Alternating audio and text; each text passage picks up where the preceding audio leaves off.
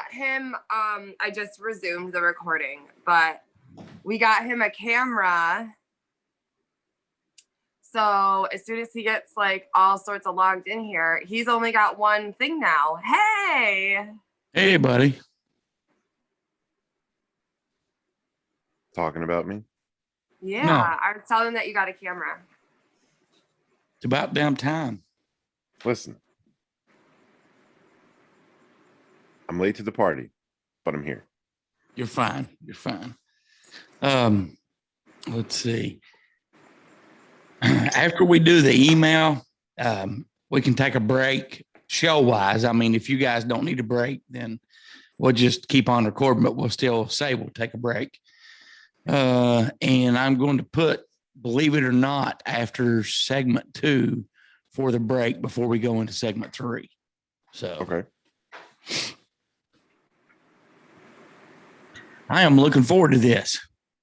Me too. What about you, Rebecca? Be a good stress reliever. Why are you stressed out? Why are you stressed? Oh, I mean, I'm not stressed this morning. It's just a good way to end the week, you know, for the week's been stressful. But it's the start to your new week. Or it's a great start to your week. There you go. There you go. I'm excited. I'm always excited. Good. Let me play something for you guys and see what you think about this. I'm going to use this. Oh, boy. During one of the breaks, I'm going to play this right here. Let me know what you think about this. Give it just a minute to come on. Okay. And you should be able to hear it. Here it comes.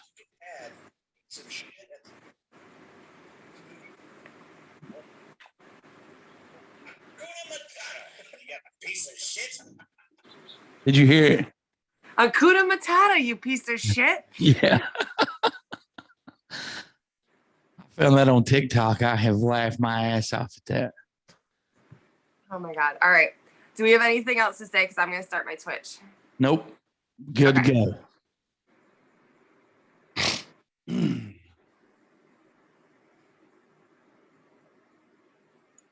Of course, you would start it at 9:38. Oh, I didn't even look at the clock. Hi.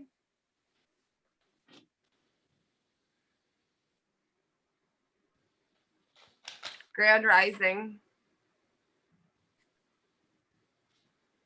Shit. Ouch.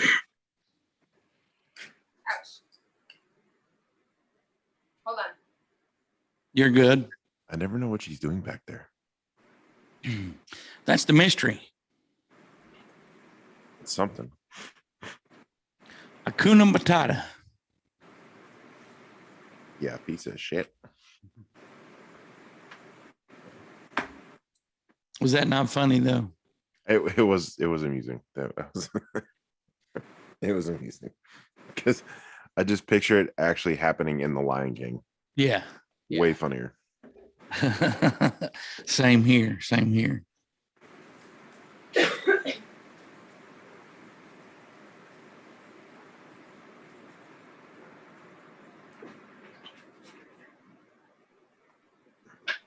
I'm ready. All right. What were you doing back there? We never know what you're doing back there. I had to fix the blanket on my truck. The sun was like still a little bit, not as bad. I am going to mute the microphones and start the intro music. Word.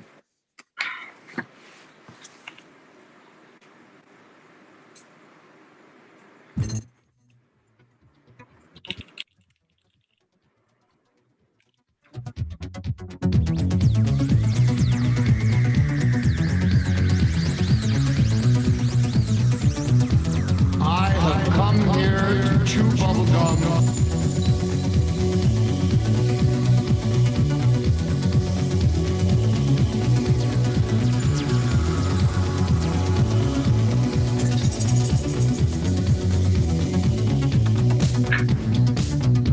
You're listening to Hear the Chew Bubblegum, recorded from a secret location in the city that moves mountains.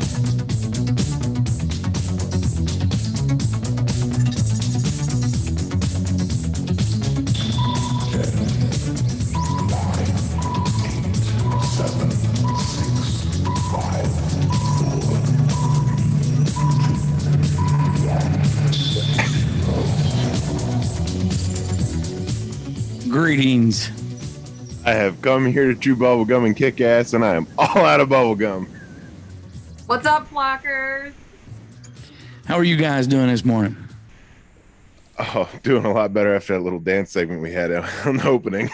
Oh yeah. We're going to play that back. You will actually catch that next Saturday, and I want to apologize for everyone that we didn't have Honest Rebecca Thoughts this week on the YouTube page or last week's Zoom show. Last week was busy at the Cookie Factory. Those will be coming up this week.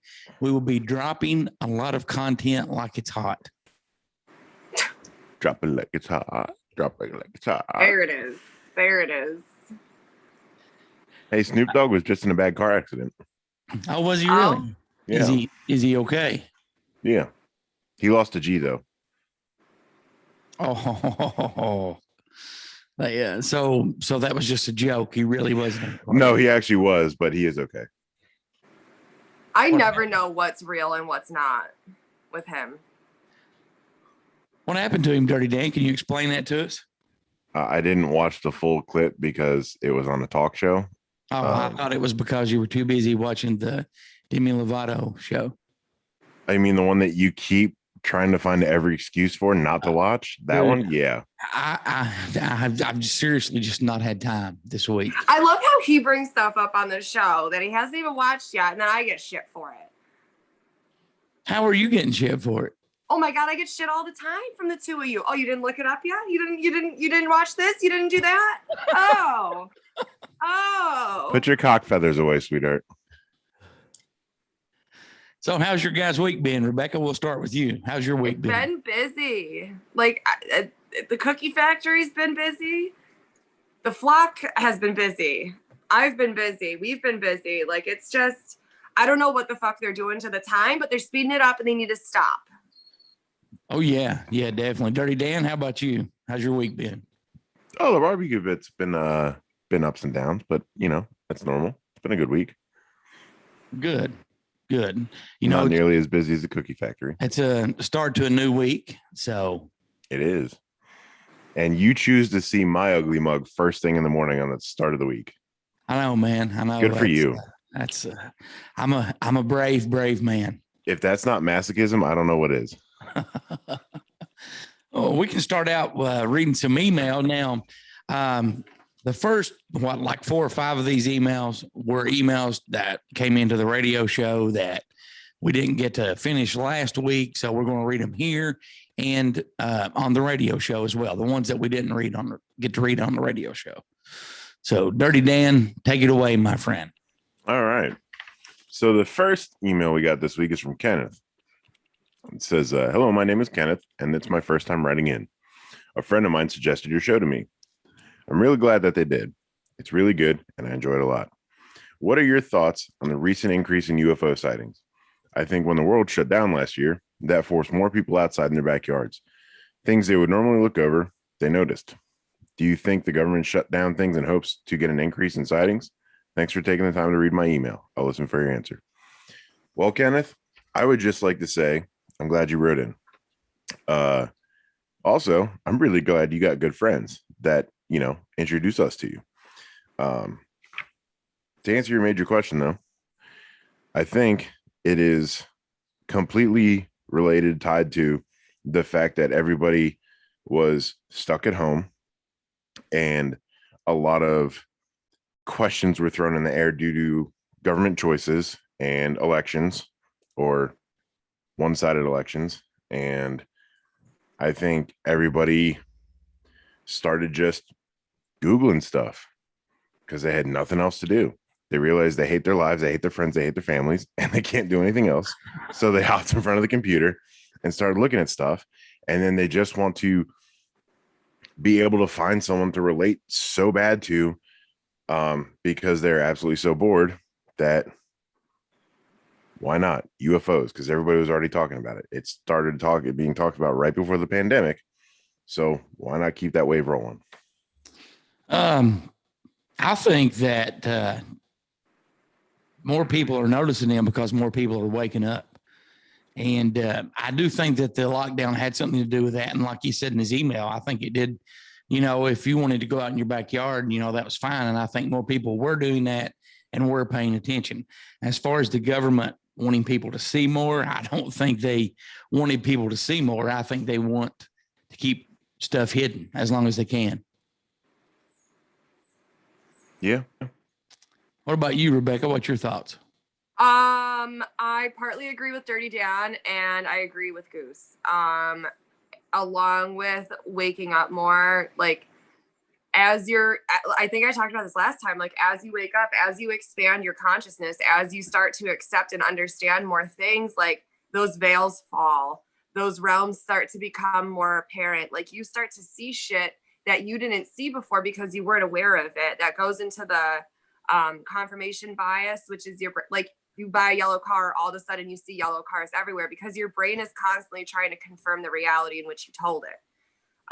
Dirty Dan, as far as, locking us all in our house, I think it was sink or swim time for a lot of people. Like people either went into severe fucking like depression and, like lost everything and really struggled and never really got out of that. And then there's those of us that took that struggle, transmuted that energy and turned it into an awakening experience and a very major turning point in their spiritual journey. But yes, they locked us at our house so that they could change the batteries in the birds. That's yeah. Just the pigeons. This doesn't have anything to do. Well, I mean, this does have something to do with the shutdown and stuff last year. I was, yesterday I got to sleep late, which it was well deserved. Believe me, I didn't get up till about noon.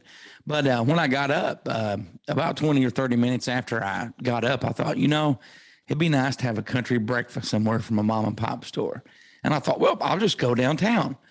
But I'd forgot that this little thriving mom and pop restaurant that was open, and they were only open for breakfast, but they were open to like usually 2:00 on weekends.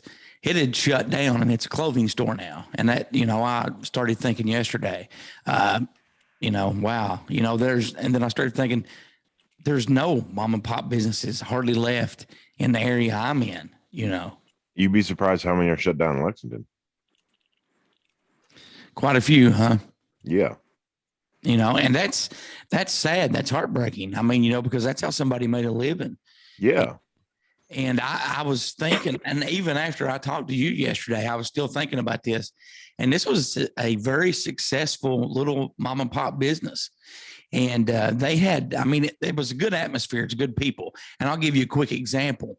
They started some kind of, and I can't remember the name of it, but they had a board that people could pin money on. And it all started because one guy forgot his wallet and he couldn't pay for it. So people, instead of giving a tip, they would pin money on the wall. And they had a little sign, there that said, take what you need, leave what you can. And so they used that money, and that would buy people that were homeless and stuff meals. And I thought that was a really good thing. And they started that about 2 years before they shut down. Yeah. So good luck, assholes, trying to find another place like that. Yeah. Y'all ruined it. Yeah. You won't find them. I guarantee McDonald's won't have anything like that. So no, they have a tip jar for the Ronald McDonald Foundation that just goes in the pocket at the end of the night. Yeah. Rebecca, the next email is yours, from avid listener Reed. Get it, girl. Hello, Goose and Dirty Dan. If you were leaving your house due to a catastrophic event, what's 2 things that you take with you and why? Roswell. Rebecca, we'll let you first. I have questions. Okay. First of all, what kind of catastrophic event are we talking about here? Like, is this a zombie apocalypse or did we get hit by like a fucking asteroid? Like, I need to know what level of catastrophic event. Let's pretend we're in 2005 in New Orleans. Okay, there you go. So flood. Hurricane Katrina. Hurricane flood. Only 2 things, like tangible items that I get to take with me? Yeah, that would aid in your survival. Weed. Yeah, I'm taking the weed and the sage. I don't know, what's the saying? I burn 3 things: weed, sage, and bridges. Whatever helps keep the negativity away. So you would take weed and sage. No, I would definitely take weed and probably my gun. There you go. I would definitely take my gun. And that's a very, very tough question. Probably a gallon of water. In a flood, you're going to take water. Yeah. Well, it's not exactly potable water, Rebecca. No, you'd have Yeah, but clean. you can burn it. Yeah, but you would have clean drinking water. Yeah, but What are you it's going to take some time for you to find the wood and a dry spot to set up and something to boil the water in. Yeah. I want the physician's dictionary, hollowed out, inside, waterproof matches. Yeah, but you left those at home because Goose. you only took the Goose, that was a Oh, Dwight shit. reference. Oh shit! That was a Dwight reference. I know You better that. get to studying, son. No, dude. I know that, but I had to point out she left her matches at home. Dirty Dan, what would you take? I'm going to cheat and use my broad shoulders here because I know the Beano and the animals will already be in the vehicle.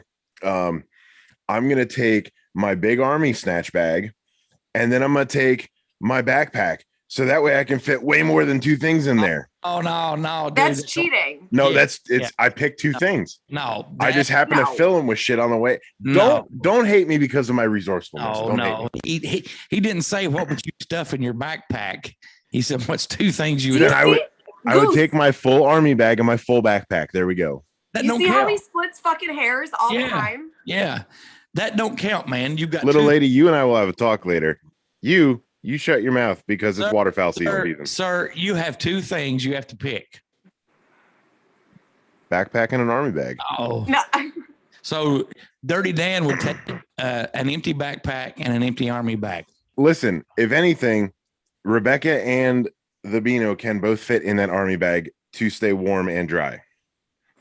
Obviously, keep it open, but they are both able to fit in that bag. Obviously, I would keep it open, he says. What, you gonna poke air holes in it? I mean, if I had to, I guess. Yeah. Not waterproof. Yeah, it is. Oh my god. Donnie, What? hi. Oh, we have a visit of the neighbor dog. Hi. Oh, But like, I always have a knife on me. I always have some sort of little survival gadget handy on me. yeah, So- but I mean, 2 things, man. Hi. Big You want backpack. your dog? What's up, Brad? Hello, Brad. Sorry. Hmm. All right. You have to pick 2 things. Sorry.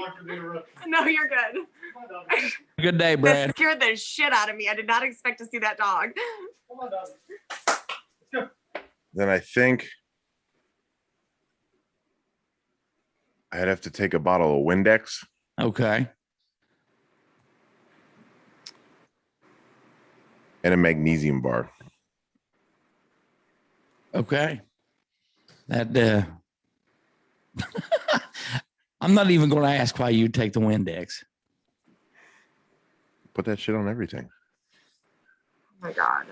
All right. Hey Goose, why don't you read the next email?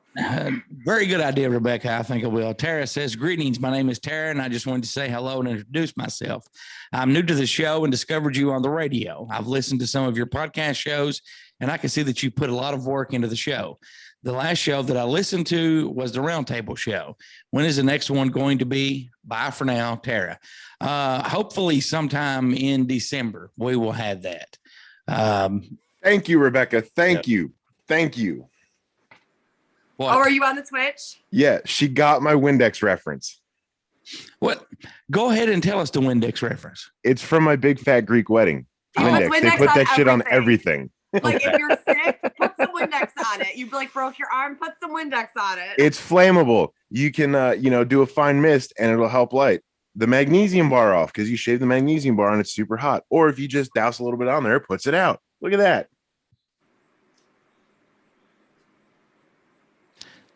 I don't have anything to say.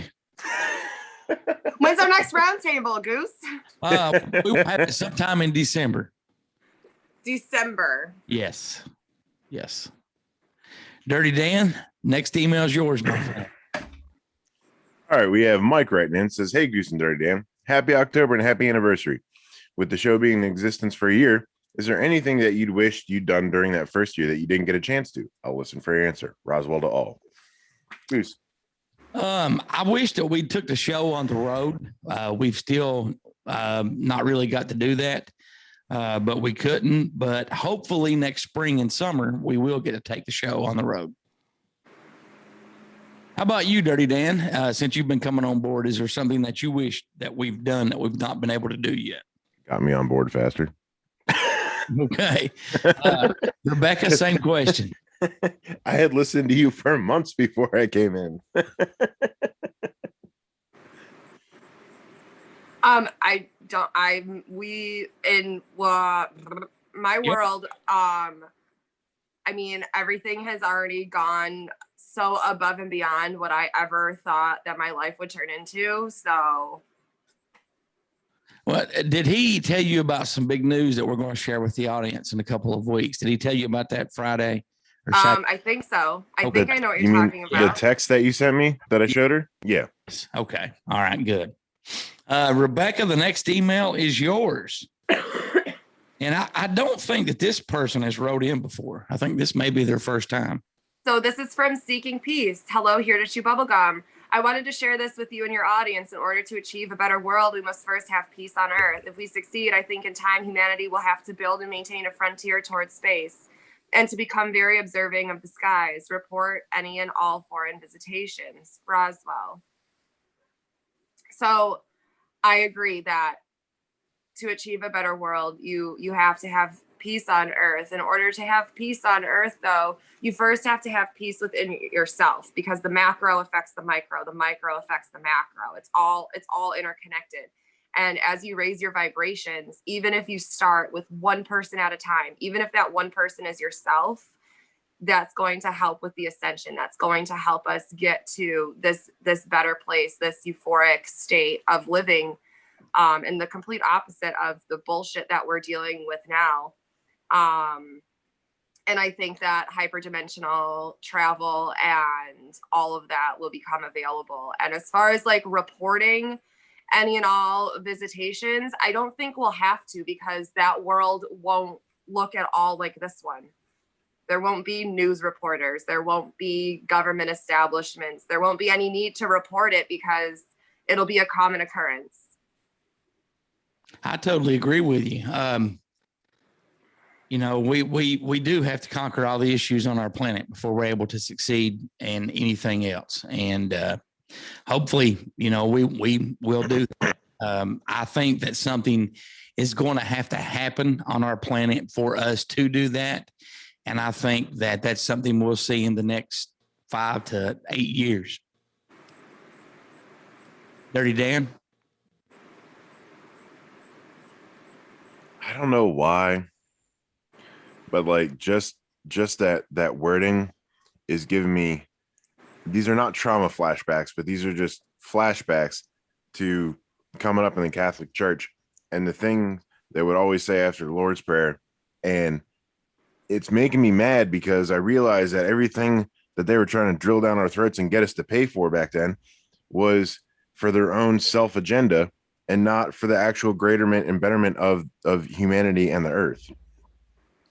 And I'm feeling angry from this email, and I don't know why. Well, Seeking Peace is not going to write in anymore if you're mad at them. I know I'm not mad at them. Problem. I'm not mad at them. Like I'm just realizing that like Stuff you've been told in the past and forced upon you is totally, bogus. Yeah, you know what I mean? Like, Yeah. like they use those words to try and get their agenda hidden and taken care of rather than actually focusing on those words that they're telling us. Like, I'm just mad that it took me so much longer to try and find that inner peace and go for total peace than if they just would have been fucking honest from the get-go.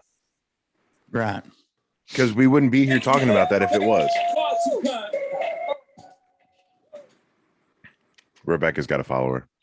Dirty Dan, you can't cuss.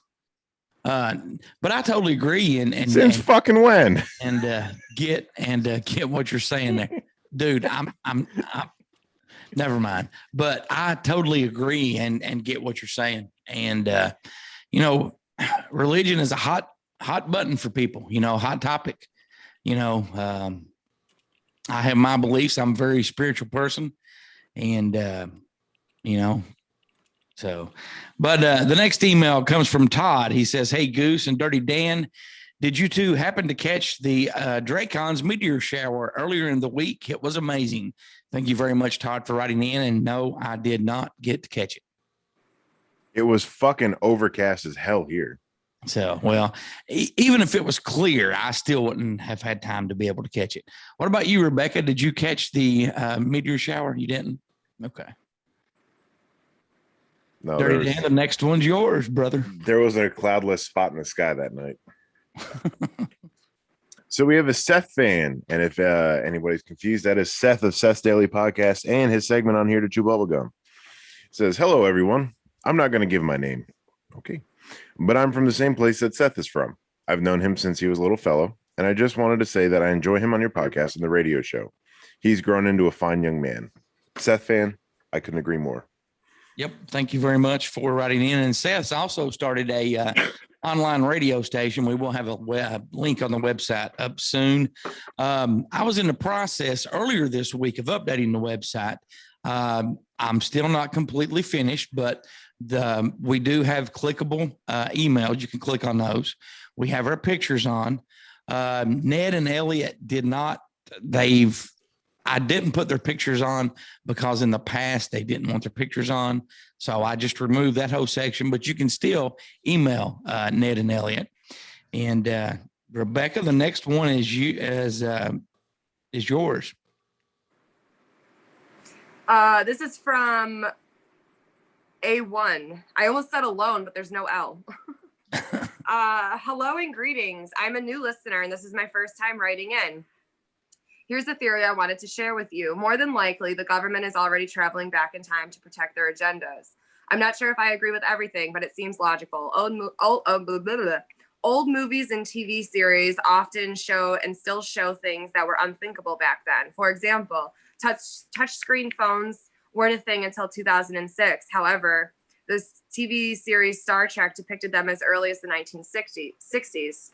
So who is to say this technology isn't actually older than 2006? And who is to say that, I stapled it. This doesn't apply for time travel as well. I have a really interesting book about time travel, which speaks about a lot of the time machines. The book is called Sestavani V Case. Good luck pronouncing it. Very good job on pronouncing that, because as you was reading that, I skipped down to that part and I was like, "What?" I read Is them the this other why day. you give me these emails? No. I even tried to get her to read through her emails totally before and hope that she would catch that. It's I have never heard of that book. I'll have to check it out. That's a very good email. And who was that one from again? A1. A1 or Aon. Thank you very much for writing in. That's very possible. Well, I can say that my military friend, and actually seeing it from my father, they had touchscreen tablets back in the late 70s, early 80s. All right. So right there, and that's a very good email. And that's something I've never thought about. The very good points that he made, but wouldn't they be more proof? Like if, what he said in this email, and I think it's very possible. I'm not doubting it any, but would we have more proof besides just the Star Trek reference? How do you not? I've been thinking about this constantly for the last 24 hours since you sent the emails, because I read them all and I'm like, damn it, that is wow. Wow. Very good theory. Just start clicking. Very just starts clicking. It just and I'm thinking back to like old political news clips where they just seem out of context back then, and like the one of Biden back when he still had normal colored hair, and all of a sudden he just gets very, very like an extra hop in his step and very peppy, and wakes up and just starts going, we're going to shove a pandemic down everyone's throat that's going to do mass killing, and we're going to force a vaccine to take over total control. And I'm like, and then just sits back down and gets quiet again. I'm like, holy shit. Like that's one of those moments. Right. What about That The was it. Simpsons? I mean, The Simpsons have predicted Oh, everything.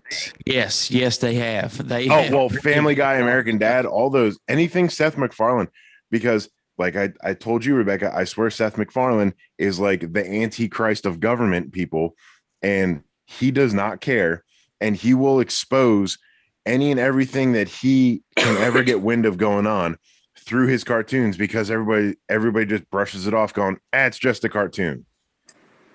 Yep. But James Woods. Again, A1, thank you for writing in. That's a very good theory, and I'm definitely going to look at stuff differently now and actually go back and look at some other stuff. But thank you very much for writing in with that. Very good email. Ned fan number 3 says, hey, Goose, Dirty Dan, and Rebecca, Facebook is saying the recent outage has nothing to do with its worst day on the stock market and the whistleblower interview that just aired on 60 Minutes.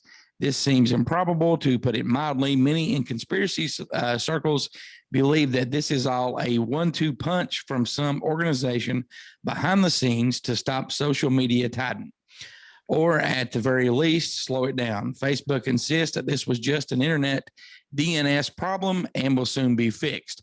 That could be the case, but rarely do you see anything as big as this down for this long. What do you think? Is this a coincidence or an orchestrated attempt to take Facebook down, Roswell? Thank you very much, Ned fan number 3, for writing in. I'll be honest, I didn't even know the day that it did go down. I didn't know that it did go down until it was like back up, because I didn't even get on it that day. Yeah, I don't go on TikTok very often. I don't go on Facebook or any social media that very often. Most of the time that I do it, it's when I'm being a mod for someone here. Right. And like she was like, oh, Facebook's down. And I started looking at a funny article about it, and everybody's losing their mind. And I'm like, oh yeah. She goes, well, did you try it? I'm like, no, I don't care. It doesn't bother me. I mean, if the government wanted it shut down, our government, believe me, they have the power to shut it down with a simple click of a button, and it would be shut down. Right. Rebecca, what's your opinion? On Facebook being shut down, I think that it is all to just throw the fucking truth in our face, because they have to tell us what they're doing, right? Part of their whole ritual thing is they have to be honest about certain aspects of what they're doing, because we, the innocent bystanders, have to willingly consent and accept that bullshit, right? So with Facebook going down, I think it was that was them telling the truth and saying, holy shit, like this is really a problem, right? Just like they're doing with the Fire Fauci Act. The truth is in that fucking act. I understand that it hasn't happened yet and it's still like in the House and still processing or whatever. But the fact that they wrote it out, right? The fact that it is black and white on that fucking bill, I think that it's a distraction, because everybody got all up in arms about Facebook. What should have happened is everybody just ignore it. And then second is they shut Facebook down, because that's what's eventually going to happen. And they need to drop the truth. Well, and I just found out by reading an article this morning that apparently it happened a day or day and a half later again for 90% of the users that it was down for the first time, which I still had no idea about happened. Yeah, I don't go on Facebook at all. I just wish MySpace would make a comeback. I miss Tom. MySpace is still a thing, Goose. Tom was my number one friend. And Tom's everyone's number one friend. I actually You went shut up. on my MySpace maybe 3 or 4 years ago. So it was like visiting a graveyard. Does anybody remember Zanga?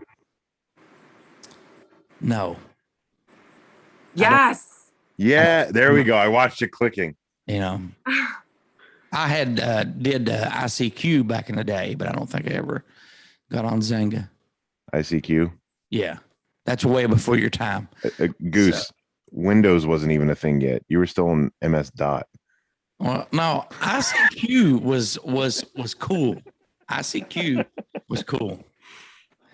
Dirty Dan, the email is yours.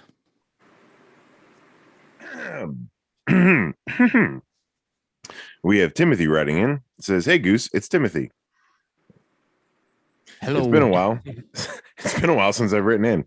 Anyway, I was wondering who you thought the greatest precedent for disclosure without actually disclosing anything was. Love the show. Get Justin Perkins on again soon." Hi, Timothy. It's Dirty Dan, the co-host. Hi, Timothy. It's been a while since you've written in. Glad to hear from you again. We have our in-house guest, Rebecca, here too, Timothy.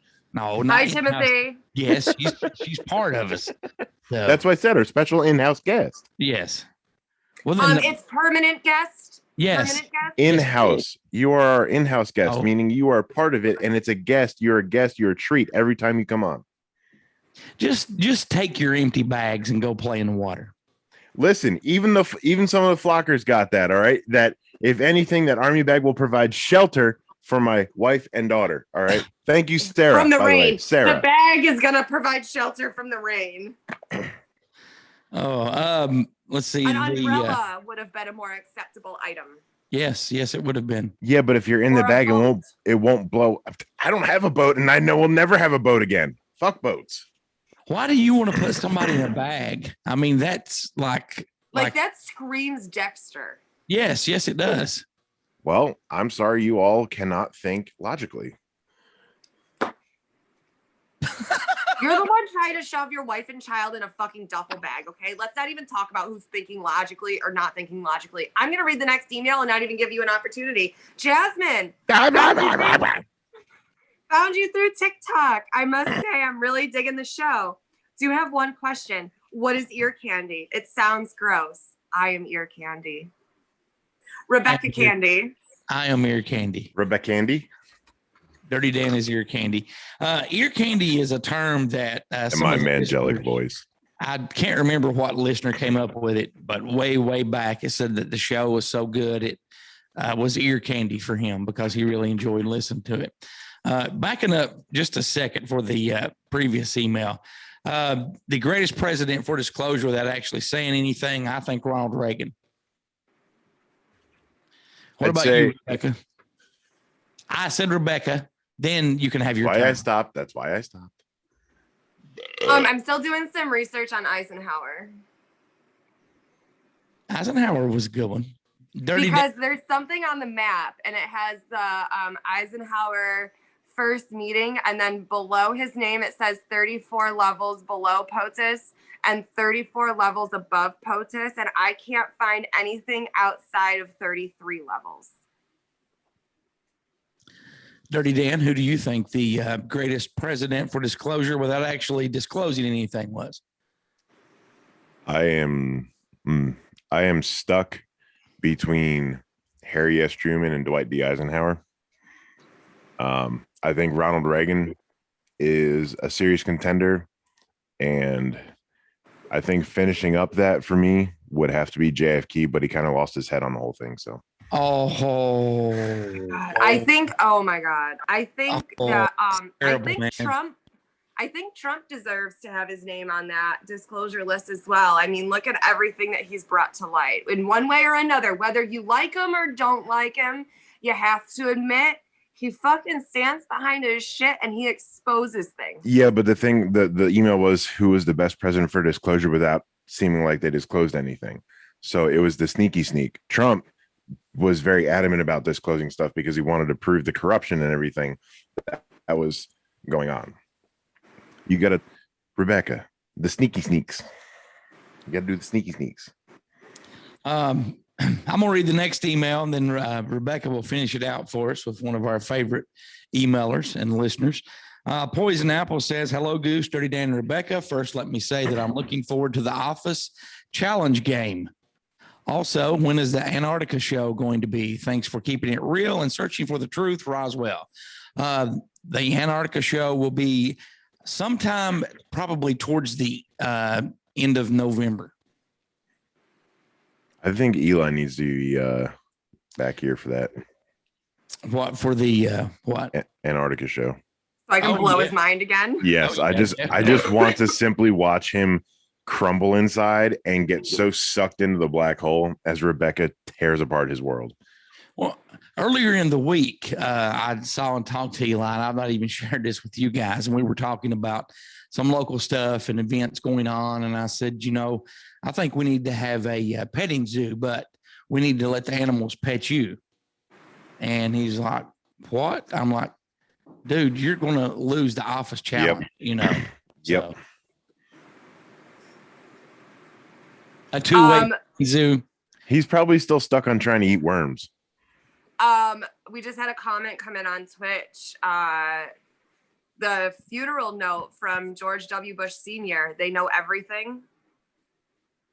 Did we forget about that? Because I did. Yeah, I actually did forget about that one. See, but the thing is, George Bush Sr. didn't want to disclose anything. Yeah, he said we were too stupid. Yeah, well, not too. He said we couldn't handle it. He said we were too stupid. He said, No, he said we couldn't handle it. There's a difference between not handling something and not having the cognitive ability to Guys, understand. look up the full interview. He straight up says that people are too stupid to know what's going on. Rebecca, take us home with the last email. That's what I thought.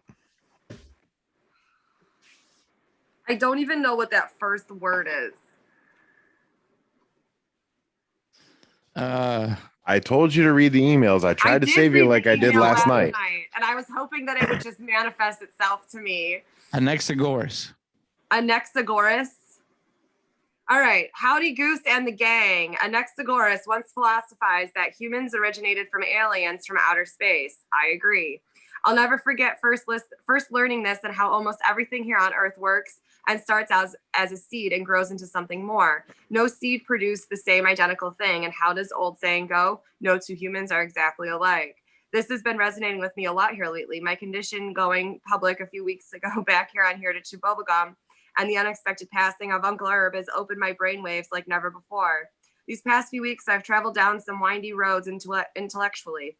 One that I traveled down was the road of do doppelgangers exist? They sure do. Have you ever known someone to see? Have any of you ever known someone to see an apparition? Why am I Apparition. struggling? Apparition. Of themselves, or have you ever been aware of your possible double? A lot of spooky subjects always float around in social circles during this time of the year, but I find myself find that this topic is overlooked as many people neglect the horror that comes with doppelgangers. Could doppelgangers be proof that there are without a doubt parallel universes? If you had to kill your doppelganger to save your universe, could you do it and how? Thanks in advance, gang. Roswell, Bull and Cox. P.S. Tell Dirty Dan that Marcia Sue Jane has not wavered from the old tube steak. As a matter of fact, her mommy came home from the trail a few evenings ago and caught her with a tube in each hand and choosing another reverse cowgirl style. Oh my God. Poor Phyllis. I felt so sorry for her. And before she got the nerve to bust in the barn and break it up, she said all she could say was Marcia Sue Jane screaming out, "Give it to me, give it to me. Give it to me the way Dirty Dan gives it to me every night in my dreams."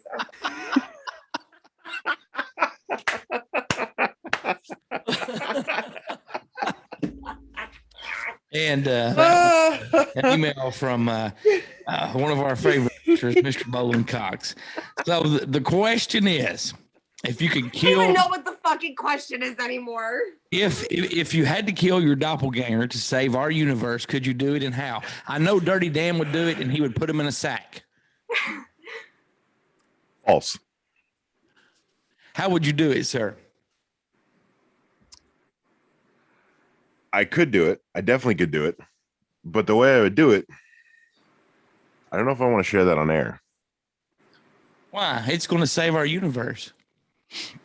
Yeah, but see, I'd have a little morbid fun with it then. I'd be Okay. real meticulous about it.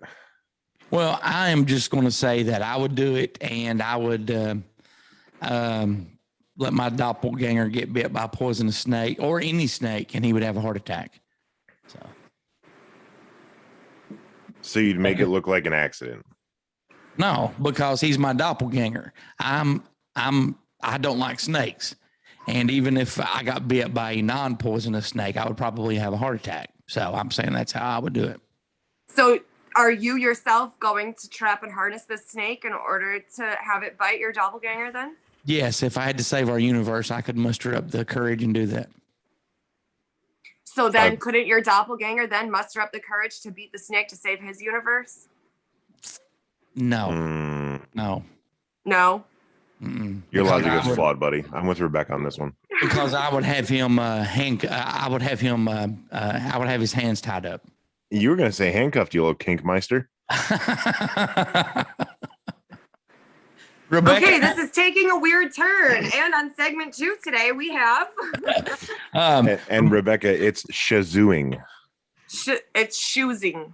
No, it's shazooing. You would know. It's your meat tube. Oh, you guys want to answer how you would kill your doppelganger to save the universe if you had to? I can't reveal that information. Okay. Because she has no idea.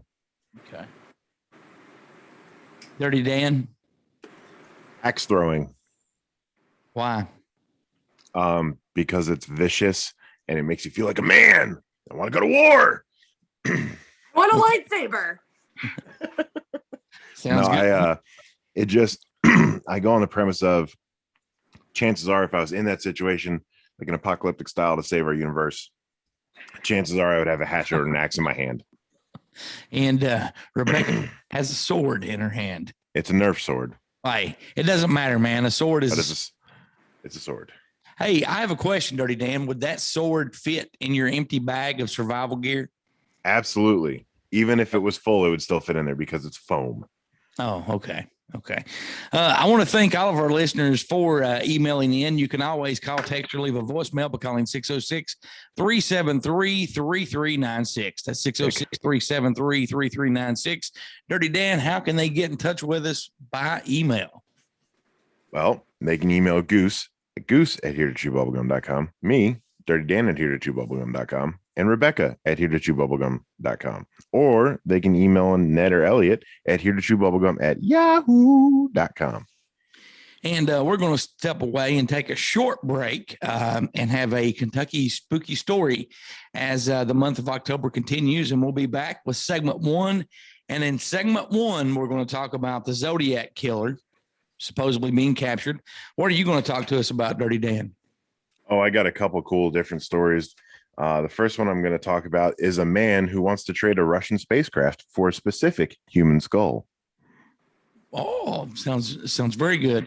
We're going to mention the Pandora Papers, and Dirty Dan will take us out of segment 1 with a space station astronaut spotting a strange glow over Europe. There you go. You're listening to Here to Chew Bubblegum, and we'll be back in just a few moments. That was good. That was like almost a 45-minute segment.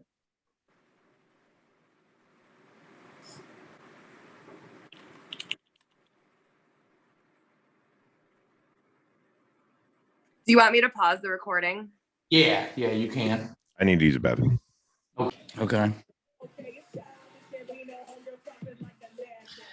Okay, this will get us ready for the office challenge. What episode was this song in? Let me hit play here. Oh, the wedding episode. Good job. Good job. Oh my God. Come on. Give me something harder than that. Fuck.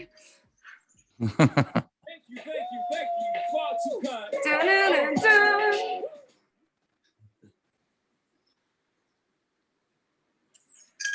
You got another one for me? Come on. I dare you. I'm going to fucking crush all of you on this. Oh, no. Okay.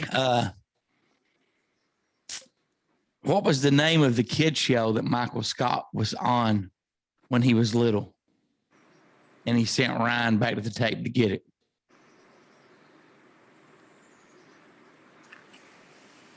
Oh my God, it's on the tip of my tongue. It's a weird name. Uh-huh.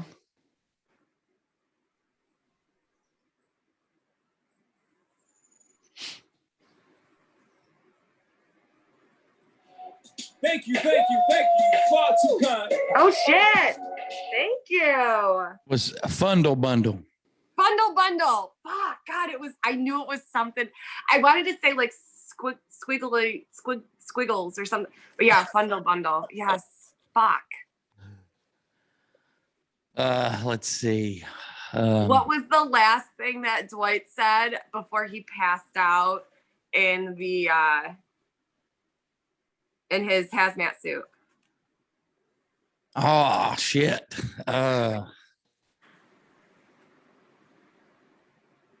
I don't know. I can't remember that. What did he say? Purple. Remember, he was counting backwards after he set the bomb off, and then Aaron was like, "Oh, we made it to purple." That's probably like one of my favorite scenes. That's a good one.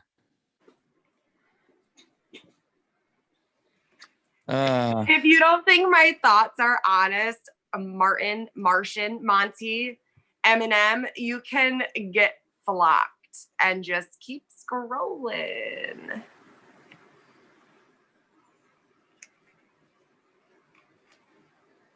Hydrate. When in the episode where Renters. Andy went to rescue Aaron from the old lady, Florida. Yes, from Florida. What was she using to make tea? Gatorade. Good job. Good job. Okay. Have the day you deserve, Monty. What when Michael Scott and Joe were on her plane talking, and he's telling her that it's not been a good year. He says that a company that he bought stock in is not doing very good. Blockbuster. Good job. Good job. Damn. Yeah, I told you, yo, like my shit's out there.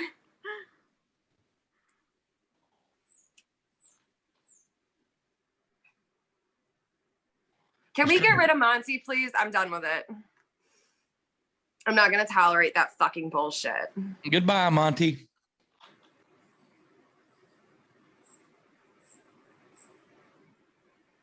You're not going to come in here and disrespect my fucking flock like that. It's probably some kid or old man living in his parents' basement.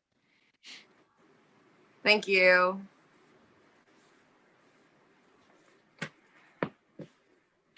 Oh, people suck. Let's see. Let me find some more here real quick while we're waiting on Dirty Dan.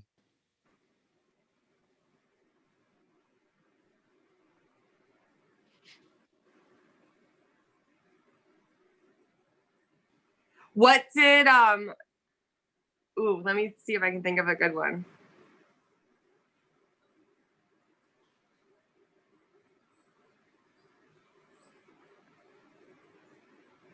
I've got one for you. In season 1, what has Pam supposed to have stolen?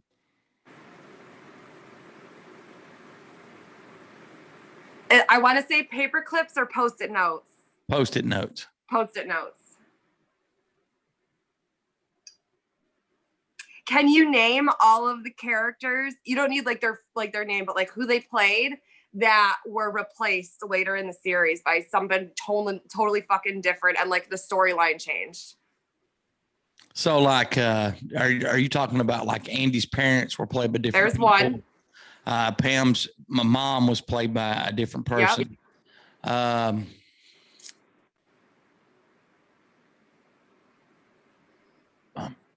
What's some others? The senator, Angela's husband. Okay. Yeah. His son. Remember when he came to the hay place and then that just like disappeared? Yeah. Yeah. And the son also played, that kid also played Fanny's son towards the end when they come back for the funeral, Dwight's sister. Yeah. And what? And then you've got wouldn't Daryl's daughter played by different actors? Actors? No. Okay.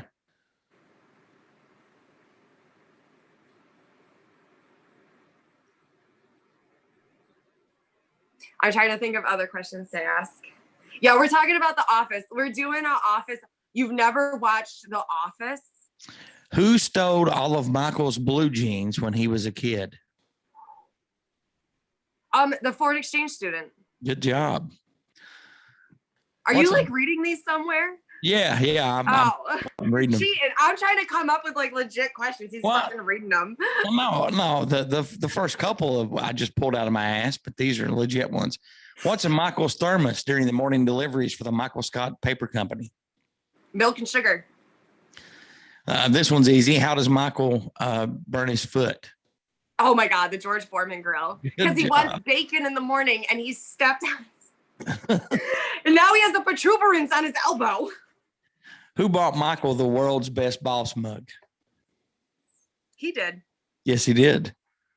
Let's see. What is Michael's real order at Hooters? A hot dog. Very good. What's Michael's username for a dating site? Little kid lover. That was one of the best episodes right there at the end of it.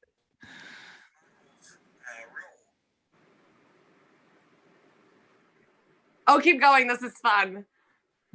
What's Michael's favorite restaurant?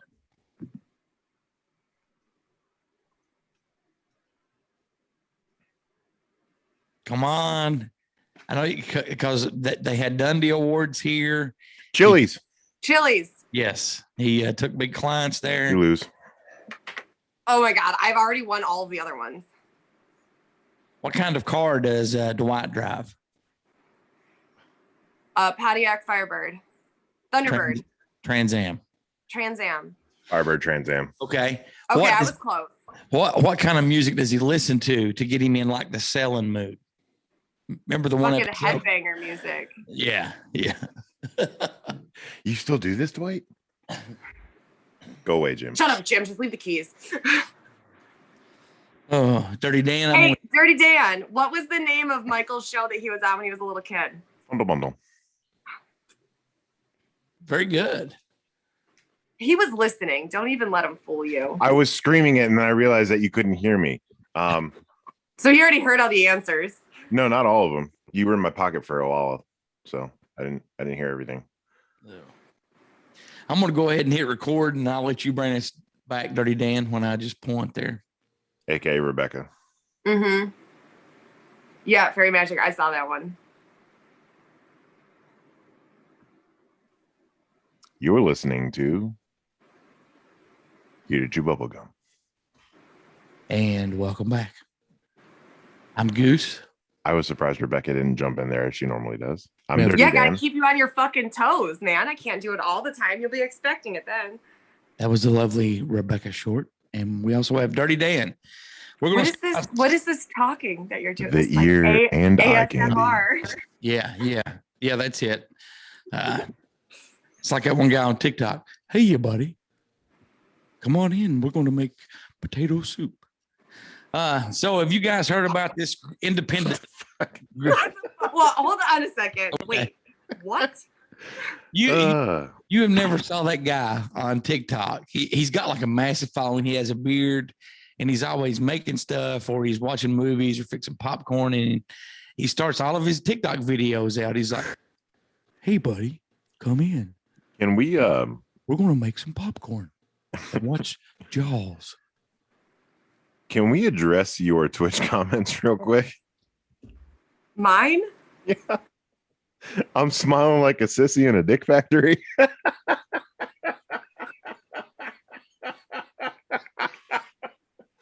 Yeah. Now, see, I should have had Twitch pulled up. Those are some good comments. Rebecca, you care to explain those? I don't even know. I'm smiling like a sissy in a dick factory.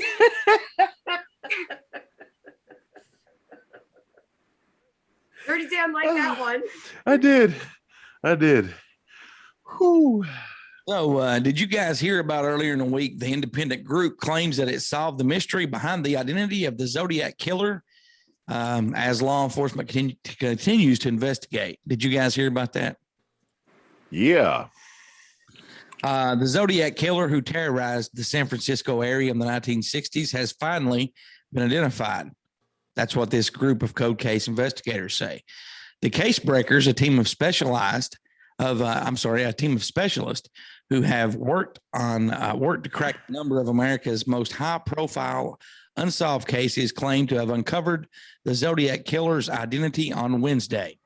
The man they say is responsible for the string of 5 murders in 1968 and 1969 is Gary Francis Post, who died in 2018. They also claim to have linked Post to a 6th killing hundreds of miles away that has never before been connected to the Zodiac. How was Gary identified, you ask? Prior to the discovery, the case breakers had been searching for Zodiac's identity for years, which led them to discovering new forensic evidence and photos from Post's personal darkroom linking him to the Zodiac. According to Fox News, the letter of Gary Francis Post's name were completely removed from one of the Zodiac's anagrams, adding that his full name had to have been known in order to figure out the code. Over the years, authorities have previously believed that the Zodiac killer was actually an alleged pedophile named Arthur Lee Allen, but they were never able to prove it. Mass murderer Ed Edwards was also a potential suspect, but authorities were also never able to prove there was any connection. Do you guys buy that they solved this and that it is Gary Post? Nope, because Dog the Bounty Hunter didn't say so. Didn't they make a movie about this a while ago? Yes, a very good movie. Very, very good movie. What about you, Rebecca? What's your thoughts on this? I agree with Dirty Dan to an extent, like not the Dog the Bounty Hunter bullshit, but I was joking. I think that they're just putting somebody in that space. I don't think that that's the person. I don't think that it was either, because there is so much more evidence, and Yeah, granted, it's all circumstantial that points to Arthur Lee Allen. I'm not buying it. Number one being Arthur Lee Allen was identified by the only survivor. You know, he picked his picture out of a photo lineup. The reporter that had gotten calls every year since it began from the Zodiac, those calls discontinued in the early 2000s when Arthur Lee Allen passed away in the early 2000s. And I think there's much more circumstantial evidence that it was Arthur Lee Allen versus Gary Post. So what's your real reason, Dirty Dan? Just because Dog the Bounty Hunter didn't say it? No, just like you were saying, the letters and the calls stopped. Yeah. They slowed down and then they stopped. Yeah. You know, and people claim that the DNA evidence didn't match Arthur Lee Allen's. But here's the thing. He had a habit that was well documented, that he had a phobia. He would not lick stamps. He would get somebody to lick the stamps before he mailed anything. So that in itself. And it's also documented he liked to wear disguises and glasses that wasn't real, just, so I still stand behind it's Arthur Lee Allen. Dirty Dan, tell us about your Spacehead UFO story. If you can find it. There you go. It's right in front of me. Use your open eye, Frank. Thank you. Yeah, Frank. Do you know what that movie's from? Milo and Otis. No. Oh my, what? I don't know. I just said that. You haven't seen Naked Gun? Yes. When he's trying to look in the microscope, and he's got it on this side, and they're like, use your open eye, Frank. And he's like, oh yeah, that's much better. Yeah. It's been a long time since I saw that one. Frank, take it away. Go ahead. We should have called him Frank instead of Dirty Dan. Yes, we should have.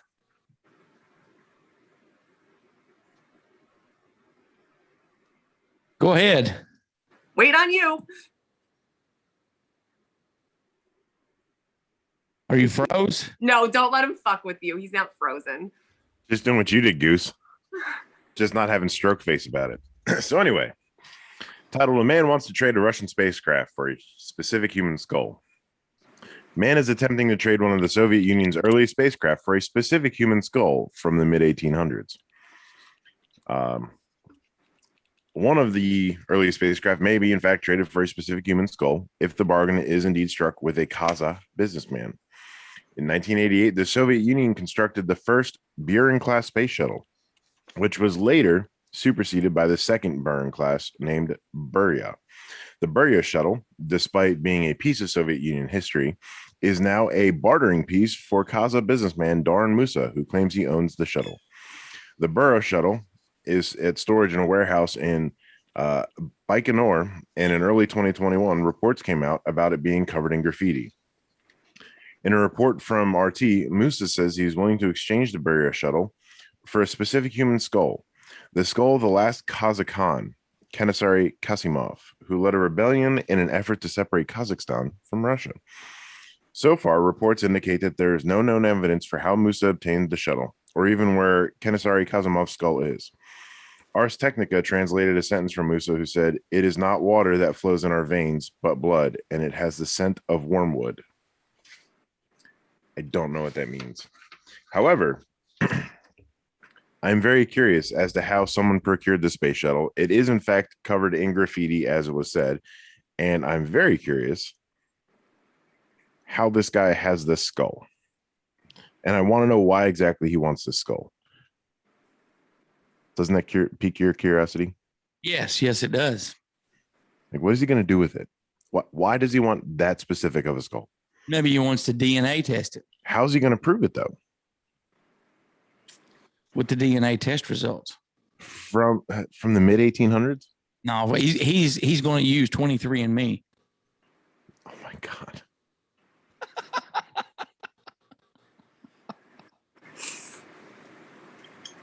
That was a good one. That was a good one. Wormwood is a plant that absinthe is made out of, and it has a licorice style scent, and it's with a crisper machine. Absinthe.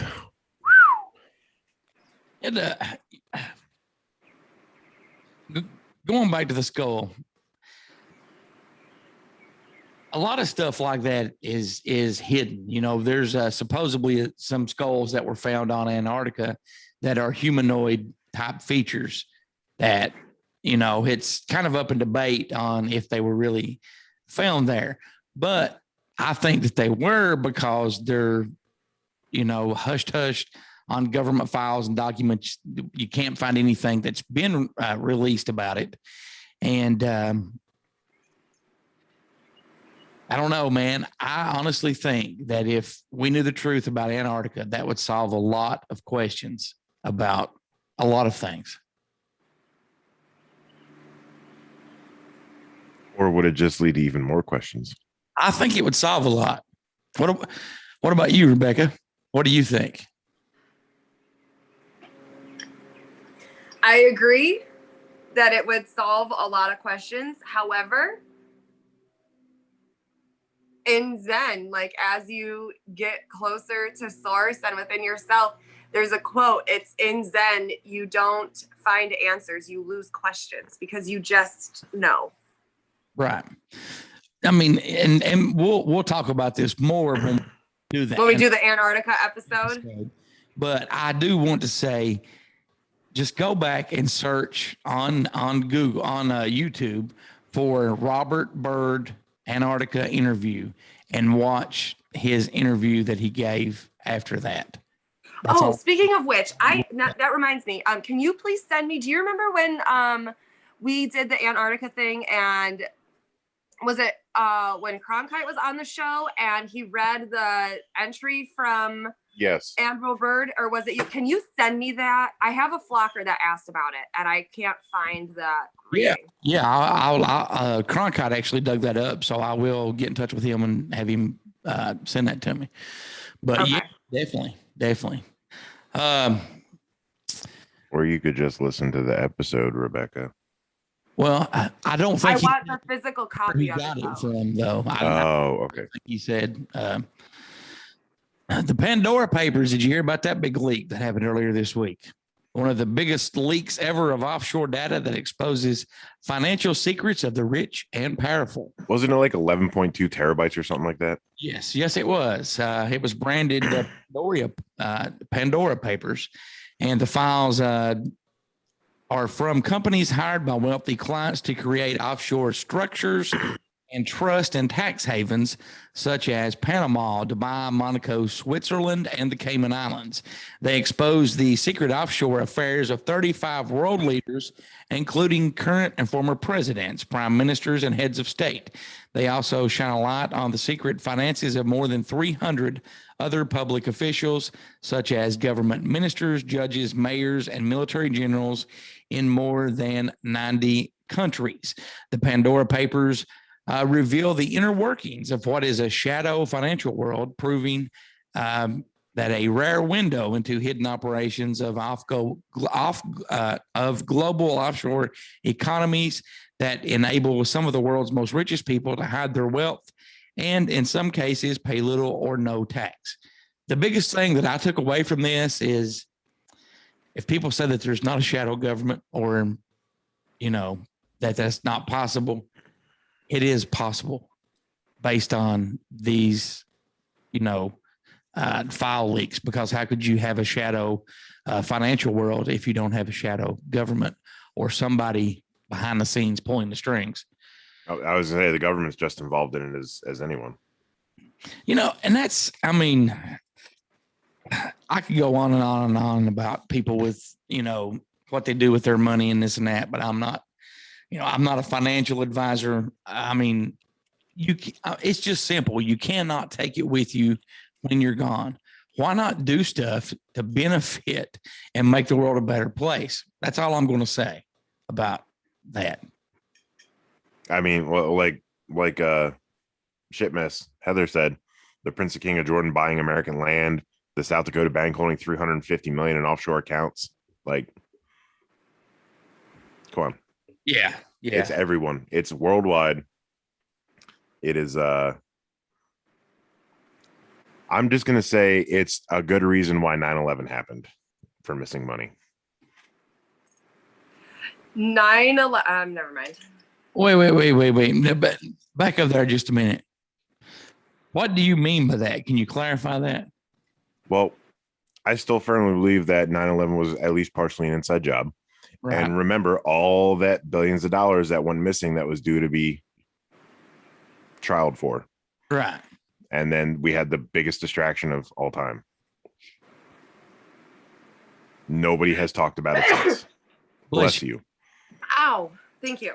Nobody has talked about all that money gone since. What's your next story you got there for us, my friend? Space station astronauts have spotted a strange glow over Europe. Astronauts aboard the International Space Station, or ISS, discovered a strange blue glow over Europe early last month. The glow was a transient luminous event, according to French astronaut Thomas Pesquet on Twitter. This is a phenomenon that occurs when there's lighting in the upper atmosphere in altitudes above where it typically occurs. I don't buy that at all. This is a very rare occurrence, and we have a facility outside Europe's Columbus laboratory dedicated to observing these flashes of light. Pesquet wrote on a Flickr post of the image. Oh, yeah. Yeah, that's definitely something. That's not lightning. The space station is extremely well suited for this observatory as it flies over the equator where there are more thunderstorms. Which right there doesn't make sense because Europe isn't on the equator. I digress. One benefit of being on the ISS is the ability to study atmospheric events that we wouldn't otherwise be able to on Earth. These events, sometimes given fantasy, inspired names such as elves and sprites, might even be impacting our climate. Turn the page. Thank you. What is fascinating about this lightning is that just a few decades ago, they had been observed anecdotally by pilots and scientists who were not convinced they actually existed. Pesquet wrote on Flickr. Fast forward a few years, and we can confirm elves and sprites are very real and could be influencing our climate too. I don't buy that whatsoever. It is not It wasn't a flash. Lightning is a flash. Lightning doesn't stay lit for minutes or hours at a time. Nor does it have a very large blue glow like that. Like that's not lightning. No, I'm sorry. no, That's no, not lightning. no, it's not. How is that lightning? That is not lightning. It's a portal. Thank you. You know, I was actually getting ready to say that because that's exactly what it looks like is a portal. I have another story that that kind of, well, I actually accidentally clicked a link on that and it came up the science behind and in front of time loops. Yeah, please share that with me. Says the idea of time travel and time loops specifically have been a commonplace occurrence in the media now for well over 100 years. From novels about mad scientists and their machines to waking up in the same bed every day in Puxatawny, time loops are a part of our cultural lexicon. But what does it take to create your own time looping world? Thankfully, you don't have to worry that much about, because we have found an intense and detailed time loop centered murder puzzle that is based on real life from Bethesda Softworks and the Arcane Studios. Bennett Smith, however, did worry about the theoretical creation of time looping world. As narrative designer and performance director, he was responsible for the world building of Deathloop. A self-described science nerd brought the Canonelli method into play. Now, are you aware of what the Canonelli method is? No. Okay. Let me get it here for you. So, oh, come on.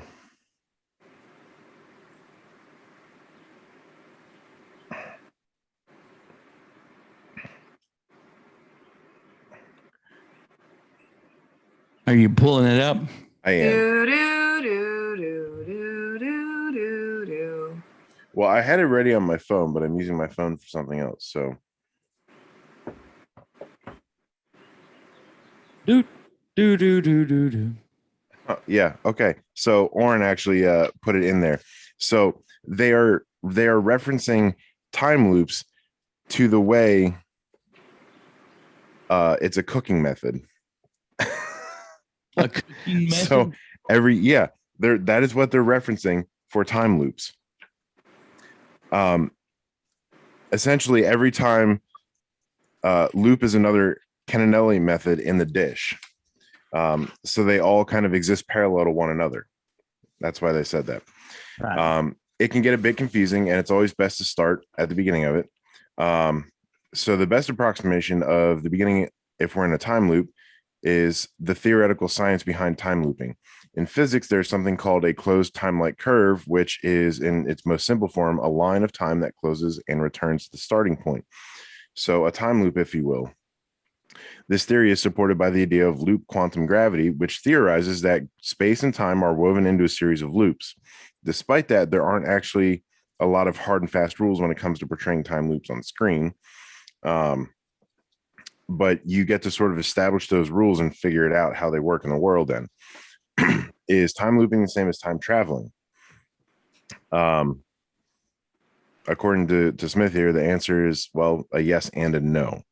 I think when you say time travel, fictionally, just with sort of popular fiction, there is literally a device, a futuristic device that manages you to trans through time. Although a time loop marches in a single direction, you are transitioning back in time. So technically, I guess you could say it's time travel, because if it's not time travel, you're just on our plane.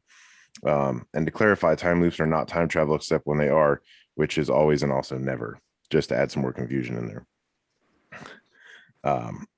So then if there are no rules and aren't completely clear on time travel as time looping, how do you design something that can bring that world to life and still feel engaging? And you do so by letting the narrative rather than science drive the story, because when you think about the science, you have both sides of the question and it confuses everything, turns it into a complex theory. And when you turn it into a complex theory, that's when you have it boiled down and it takes too much time to understand it, because it's ultimately not the reason that you're going on that journey. The science of time loops, nebulous as it can be sometimes, is fascinating, but it's the human aspect that really sets a death loop apart.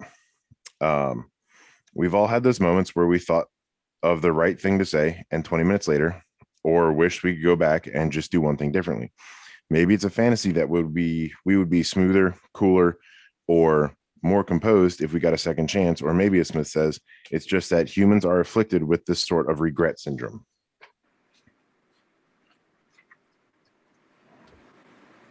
I still think we could travel in time, or I want to travel in time. I don't know. I mean, if we break it down to time loop versus time travel, I think I'd almost rather do a time loop. Why? Because with time travel, in theory, and this is just based on relative theory, is that there's no guarantee that you can come back. It's not 100% certain. But a time loop is no definitive amount of time. It's a constant start, and you go to the start again. So that, in theory, tells me that I'd be allowed to enjoy an event again or a time again, and I guarantee to come right back where I left off. Okay, that makes sense. I was getting ready to say, dude, this is not quantum leap; it's real life. I'm aware of that.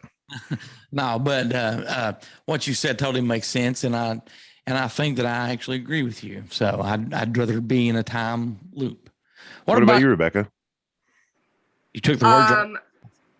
I kind of like got lost in other things. I found the Admiral bird thing, by the way, so you don't have to worry about it. I found it. But it goes. I was doing some research actually on like time and torsion and all of that and energy, and you want to look up Kozyrev, and he actually did a whole thing on time, and that time, the density of time is affected by our thoughts, which is true because the old saying goes, time flies when you're having fun, right?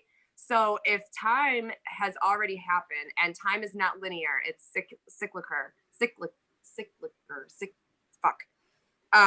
continuous.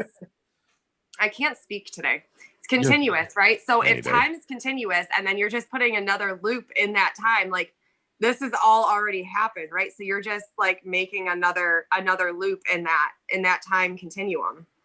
Right. But that's what I'm saying is, instead of necessarily traveling back to a specific time and running that risk of maybe being stuck there or not coming back, going somewhere else, if you're just constantly doing those time loops, why not just go around it again and then continue on so you can enjoy that again, especially if time flies when you're having fun. Why not go through it twice? Wouldn't it be nice to go through it twice? You took the words right out of my mouth. Oh, it must have been while you were kissing me. Oh, well, we're going to step away for just a little bit. We're going to have Ned said. We're going to have our second guest ghost story with ghost hunter Brandon Gayhart. Directly after that, we're going to have Believe It or Not with Justin Perkins and myself. We're going to come back in segment 3 for segment 3 is going to be a lot of fun. Dirty Dan is going to read some stories, and Rebecca and I are going to tell if they're real or not real. And then we're going to have some fun with phone numbers. What do you think about that? Are we making prank fucking calls to tell people their refrigerator's running? I actually have a list of fun numbers to call, but as I'm looking at this, maybe we can come up with something and we can prank call my mom and get her on, Can I please sell her my snart bubbles?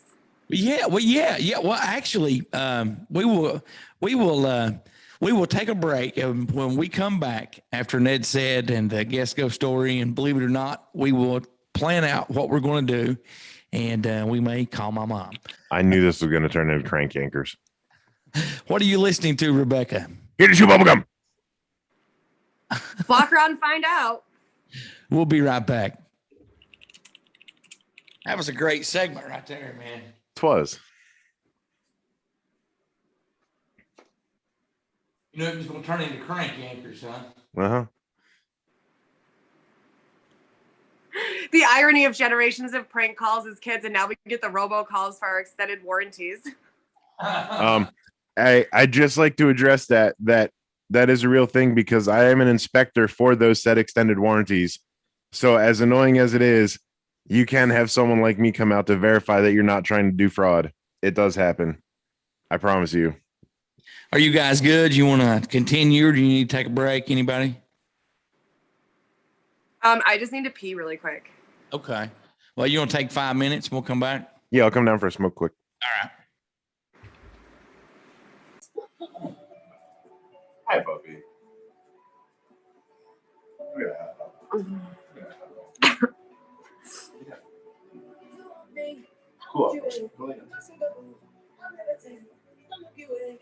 It has been for you lately. Oh, it might be your end.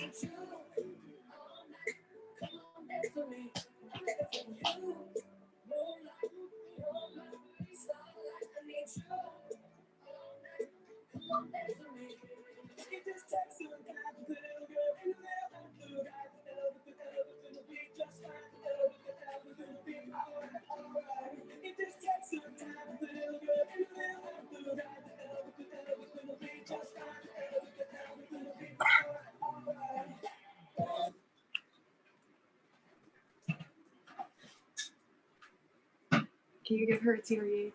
Yeah.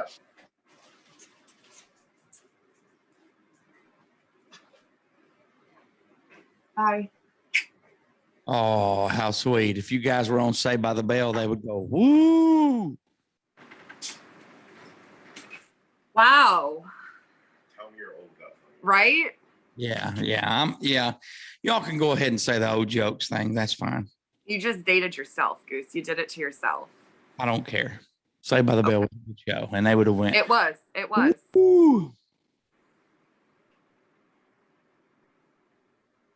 What is CI grip? This is the last segment, probably last maybe half hour, 35 minutes. So. All right, good, because I got a horse to go ride. Okay.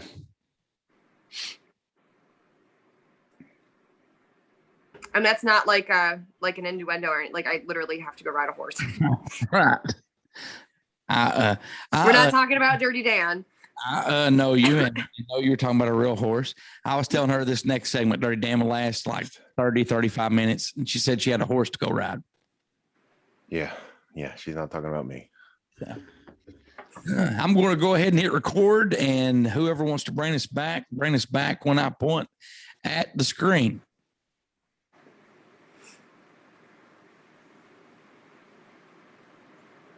Welcome back with Here to Chew Bubblegum. That was Rebecca. I'm Goose, and Dirty Dan was not paying any attention, but he is here. I was. I want to thank Brandon Gayhart for the guest ghost story. Brandon's a good guy. We'll definitely have him on again. He's got all kinds of stories. Some of the stuff that's happened to him, I mean, you would think that's not real, but yeah, it is. So Dirty Dan, real or not real? This is your moment to shine, my friend. You are the prom queen. It's your time. Take your dance. I'm the prom queen. Yes. Oh my. I would pay big money to see him in a dress. I think I would too. I mean, I can pull a picture up real quick and just make all y'all's dream come true if you want. Rebecca has a horse to ride, so we'll go ahead and get started with real or not real with Dirty. Save a horse, ride a cowboy. What? Yeah. So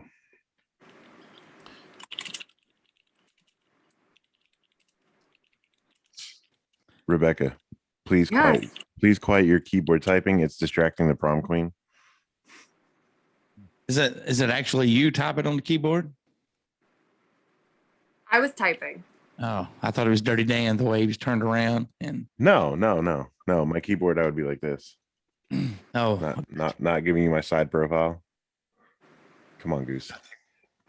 It's a Diet Pepsi you're drinking. you understand. All right. So, real or not real?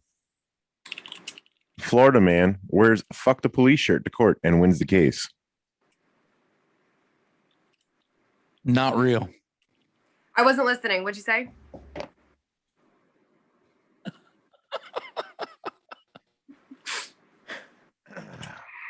She says real. I said Florida man wears a fuck the police shirt to court, wins the case. Real. She's correct. Really? It's Yes. Florida. Come on. Well, yeah, that is true. From the state where they fucking rob fast food drive-thrus with alligators, you don't think somebody wear a fuck the police Yeah. shirt to court? Come on. All right. I'm not going to tell you the state on this one. Man attacked during selfie by a squirrel dies. False. Real. Goose is right. He died from rabies. For So the cure. another office one there. But, this one is a Florida man. Florida man in No, seriously, I have drugs t-shirt arrested for possession of drugs. None found.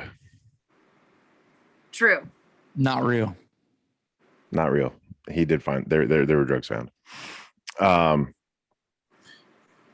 Man suspected of using private plane to draw giant radar penis over and over again. Real. False. Real. Well, we already know this one.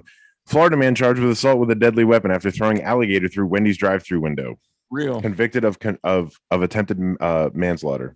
Can we just take a second and just like pay homage to that? Because that man fucking trapped and captured an alligator, drove with it in his car, and then hurled it through his fucking window. I mean, that takes like a whole nother level of crazy dedication. Keep in mind, he wasn't trying to rob Wendy's for money either. He just wanted food. Right. I mean, the extremes. If that doesn't say meth addict, I don't know what does. Well, that definitely says something. Definitely. This one's titled Bad Guy Gone Good or Good Guy Gone Bad. Man steals a car, realizes a baby is in it, drops baby off safely to firehouse, and makes his getaway. That is real.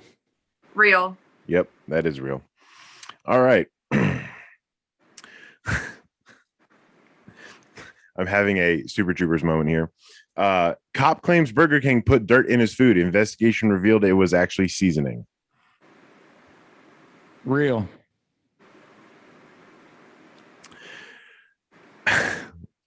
I can't believe this. Thousands of gun owners planning to shoot down Hurricane Irma. Let's show Irma that we shoot first. Yeah. Now, that one's actually real.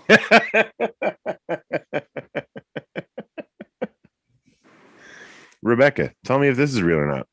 Man gets tired of waiting at hospital, steals ambulance, and drives home. Real. Yes. That's some shit I would do.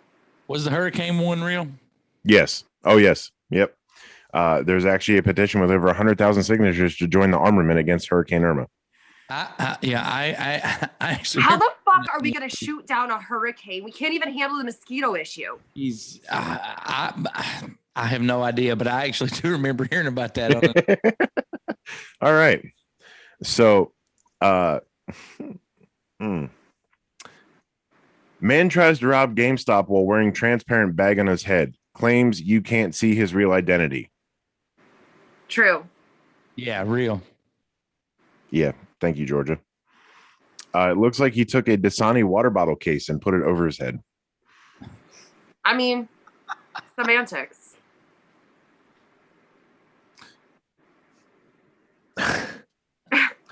I laughed at this next one. Georgia man breaks into Florida jail to hang out with friends, gets upset when asked to leave. False. Real. Real. Can we just address the comment? Sounds like Biden thinking a vaccine will help us with a hurricane. Yeah. Yeah. Oh man. Oh, this is awesome. I missed this one. So, well, I just kind of gave it away, but it's man apparently painting anti-Hillary messages on Tampa Bay crabs. Real. Someone pulled a crab out of the ocean and says Hillary is a lying bitch on it. Oh. Why are we defacing nature? It was alive. Man hides in swamp after high speed police chase, gets stuck neck deep, licked by police dog. Real. Rebecca. I'm struggling. I can't handle many more of these. Give us one more, Dirty Dan, and we'll move on to fun with phone numbers. Man who tried to run to Bermuda in inflatable bubble was rescued by Coast Guard again and arrested for 13th time. Not real. I'm slowly, not slowly, very quickly and rapidly losing the very little faith I had left in humanity. It was real. Oh my God. He's an Italian who came over to the U.S., got married, and has had a life that he has left his job for and wasted all of his life savings on trying to make bubbles to run through the Bermuda Triangle. It started out in New Jersey. He moved to Florida. The crab consented. They hate Hillary too. All right. One more. Okay. One more. Man denies drinking and driving, says he only swigged bourbon at stop signs. Real. Sounds like some Ron White bullshit right there. Yes, it I does. wasn't drunk in public. I was drunk in a bar. They threw me into public. Right. I ain't taking your test. That bullshit piece of shit might be calibrated wrong. That ain't a drunk test. That's an agility test, and I'm very agile. We're going to have to do this segment again, Dirty Dan, in a couple of weeks. I've enjoyed this. Are you guys ready to have some fun with phone numbers?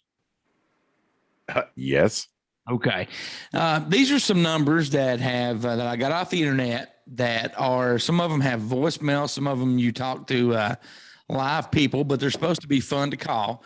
So we're going to call the first one, and I have not called these ahead of time. Some of these may be disconnected. I don't know what's going to happen. So here's the first So one. what are we doing? Do we speak? We're flocking around and finding out. You're going to flock around and find out. Stream is my idea of a good time.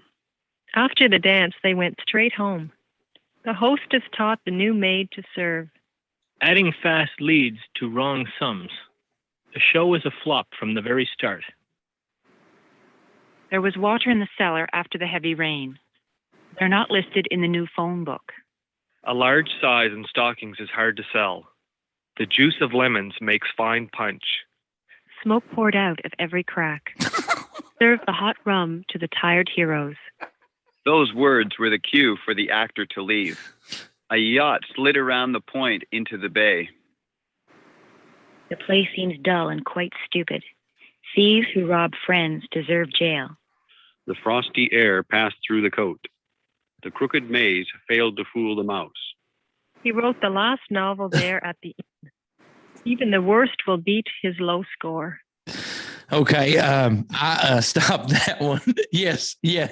I thought we were pranking people. What the fuck did we just listen to? We got pranked. That was just fun phone numbers to call. Okay. And if anybody listening wants to call that number, it's area code 858-651-5050. Area code 858-651-5050. Let's do one more of these, and then we will listen to just a little bit of it or talk to somebody, and then we will come up with a story and call my mom. So we're going to do one more here real quick. I think we should do two. Well, we'll do one more of these and then call my mom. So that'll be two. And I'll save these numbers and we'll call some more of them again later. I'm just going to pick one off the list here. Like I said, I don't know what's going to happen. I've not called these ahead of time.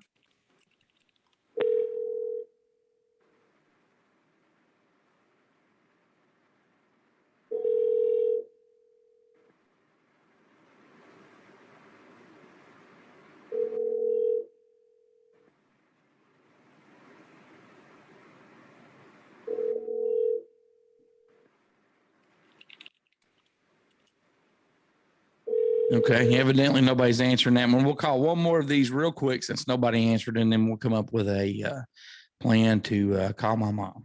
And we're calling this one.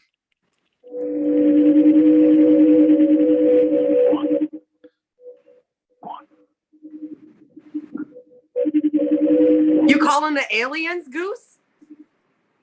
I have no idea.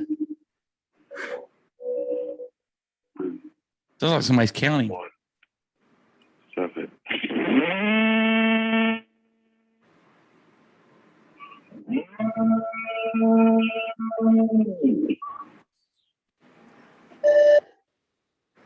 Okay. Sounds like a bunch of radar sounds, yeah. I don't like this. like a sub. Why? Did we just contact one of the lost U-boats?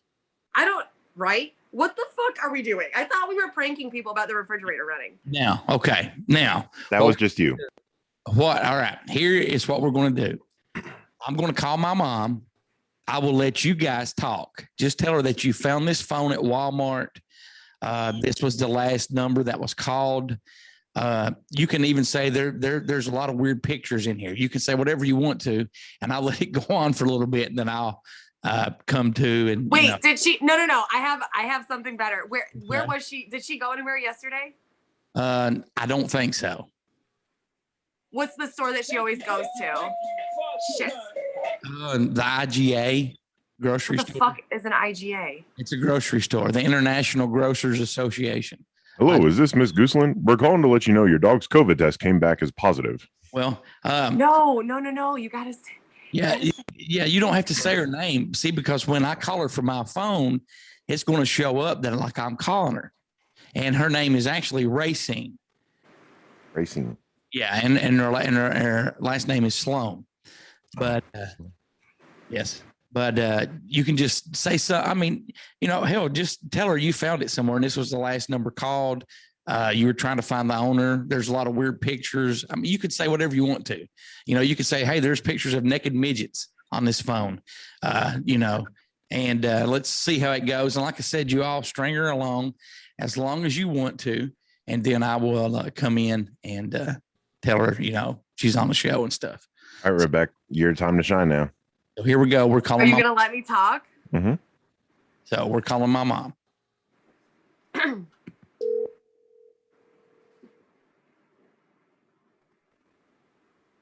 Hello. Hello. Hello. Hello.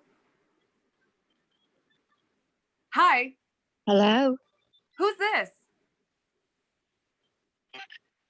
Hello. I found this phone. Can you help me? David. No, this isn't David. Who's this? Can you hear me? I can hear you. Can you hear me? Sure. Can you hear me? I can hear you. David. Rebecca. David. Rebecca. Steven.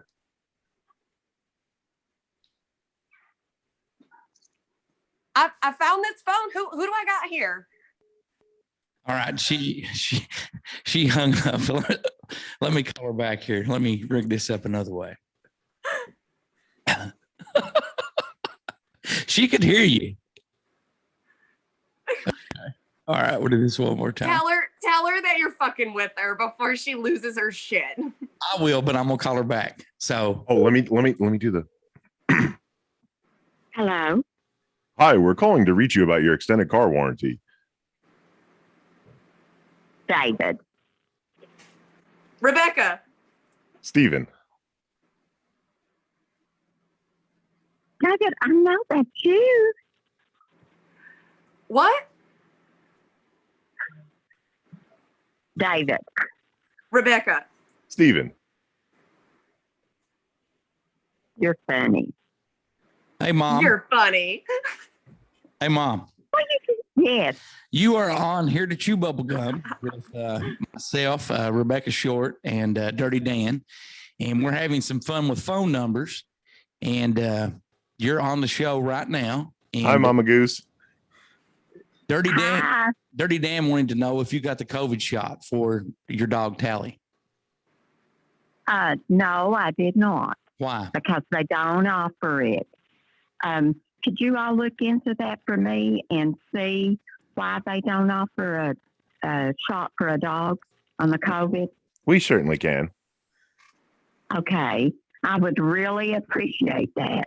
Now, also, what are some other really fun things that you like doing? You used to have a habit of spending real money to buy like paper dolls, correct? Or dolls on Facebook or some kind of game you were into. Yes. Yes. It was really fun. I stopped doing that, playing that game. Why? Because it got a little expensive. Uh-huh. Yeah. It wasn't paper dolls. It was an app called Covet. C-O-V-E-T. Covet. Uh-huh. Okay. Covet. Okay. So how's everything else going today? Oh, it's going great. The sun is shining. It's supposed to be a beautiful day. Mm-hmm. Yeah. How are things going with you guys? They're very good, aren't they, Dirty Dan? Yes, they are. Yes, they are. I'm trying to get some correspondence back on the COVID shot for the dog, actually. Oh, yes. Now, Well, you just let me know when you find out any information. I told Dirty Dan. I don't think I told. Maybe I did tell Rebecca. You actually fell for that. You thought there was such a thing as a COVID shot for a dog. Yes, I did. Why not? I mean, because we love our dogs. We love our animals. I would have paid to have a shot for my dog if, she could get COVID. Okay, Mom. We ask everybody that's on the show, do you believe aliens exist?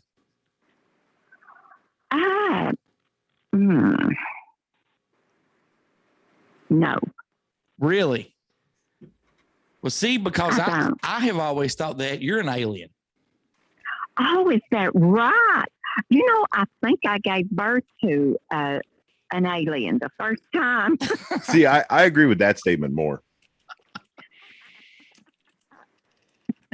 So, what is your favorite television show to watch? The Young and the Restless. Do you really watch that? Yes, I do. Really? Are you serious? No, I am serious. Yes, I'm very serious. You're shattering your son's heart. Victor Newman has been on there for years. Yes, I love it. Well, okay. Would you want to tell us about the cat story and real quick now? Okay. I was very young. I would say maybe four. You were 13 or 14. I was not, David. Get real. I was about 4 years old. And we had a cat. And it was an outside cat. But when the door would open, it would come in. Well, I was on the bed lying, and this cat jumped on top of me. And I wanted it to stay there. I thought, I like that. I want the cat to stay. So I took my right hand, I guess, and pulled it back, its tail back.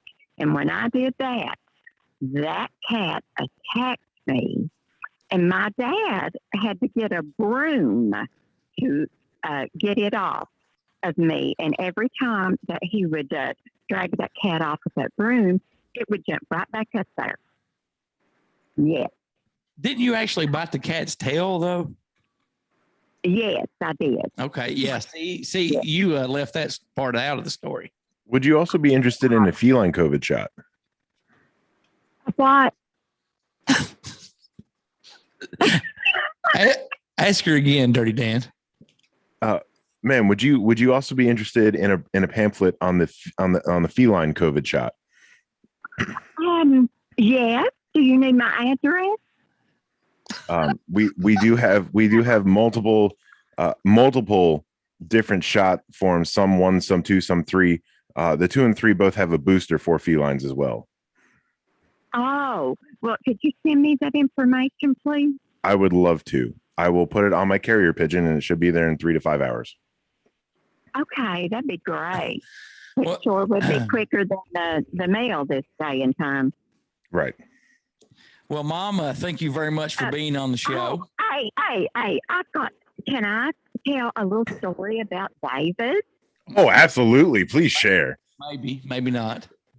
I think so. Well, he loved cats, when he was a little boy. and we were at my mom's, and she had this green plastic bow. Well, he put that bow on his head and knocked it off. And we were getting ready to leave, and he started crying, wanting the bow. And my mom said, well, let him have it. It's just a bow. Take it on. So I had to stop at the grocery store. And when I stopped, he would not take that hat off. And I knew I couldn't leave him in the car. He was so young. So what I did was I just got him out and put him in a buggy. And he went through the Hyman pick pack with a bow on top of his head. Oh, and let me tell you another one. And he used to always love, when he was little, going to the grocery store, and I would have my head turned. We would be by the meat department, and he would take his finger and close in the meat. Now, that's a very true story. A very true story. And let me tell you one more. Okay. We were driving. I was driving down the road. Okay. And he was probably about 4, maybe. And he could get out of his car seat. So here I am going down the road. And I looked 1 minute, and he was in his car seat. Well, the next minute I looked. He was not there. And he was on his tippy toes in the back, right behind me, and he put his hands over my face, over my eyes. And he says, guess who? So, yeah, guess who? Oh, well, thank you very much, Mom, for being on the show. Well, call me again, and I'll think of some more about you. Well, Please. Oh, we will definitely be calling you again. I'm going to need your phone number personally. Okay. Well, David, you give it to her. I will. And please send that pamphlet out about a canine shot, please. Oh, the feline pamphlet's already on the way, ma'am. Yeah. Okay. Thank you. And I want to say that the guy that just answered me, he has got a terrific voice. It's very mangelic, isn't it? Thank you. Thank you very much. Yes. He should be on doing football games, basketball games for UK. The games for UK. Well, thank you very much, Mom. You've actually given me a very good laugh this morning. Well, that's what I wanted to do. Well, you all have a really nice day and enjoy. You too. Love you, Mom. Okay. I love you too, David. Bye-bye. Bye. And that was my mother. You are so fucking mean. Oh my God, bless her heart. Please tell me she's fucking around and thinking that we're sending her fucking feline shot pamphlets. I told her I was going to put it in my carrier pigeon. She's very gullible. She believes anything. I mean, true story. About 10 years ago, she called me because she's not tech savvy. And she said, I was reading on the internet that I can get protection for my computer. I said, yeah, just go to Walmart and ask them for a big rubber for your laptop. She's like, well, what's the name of it? I'll sure you told me this. No.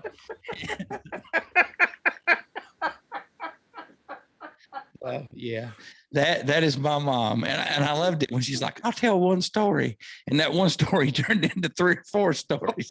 She goes to AutoZone looking for blinker fluid, don't she? Yes, definitely she would.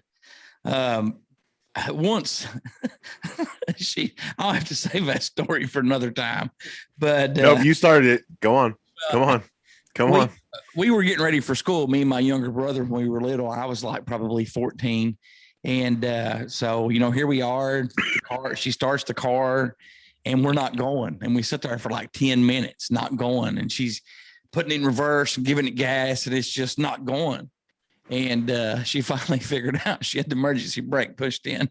And that's why it wasn't going after like 10, 15 minutes. So. I'm sure she's a nice lady. She's a sweetheart. She's a very nice lady, but she's a true blonde in every sense of the word. That's why I do have blonde moments every now and then.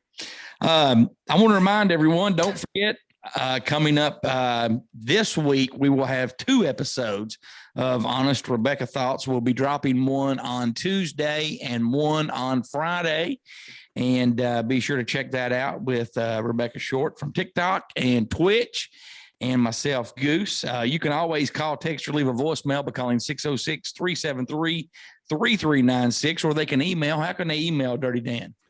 Goose at here2chewbubblegum.com, Dirty Dan at here2chewbubblegum.com, and Rebecca at here2chewbubblegum.com. You can also email the show, Ned or Elliot at here2chewbubblegum at yahoo.com. Why do you say it so weird? Because that was the old commercial. Yahoo. And tell us about the group, Dirty Dan, that you're talking about this month. Yes. So this month, I'm actually rocking one of their shirts right now. Very nice. Till Valhalla Project.